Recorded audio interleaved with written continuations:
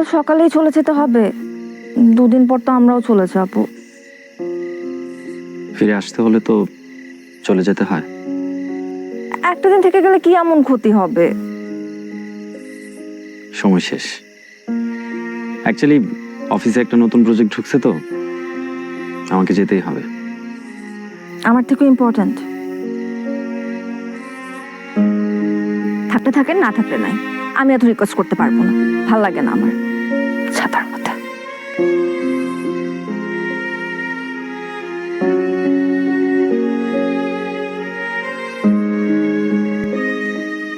একদমই না। এখন তোমার যে কোনো কিছু ইম্পর্টেন্ট আমার জীবনে নেই মায়াবিনী।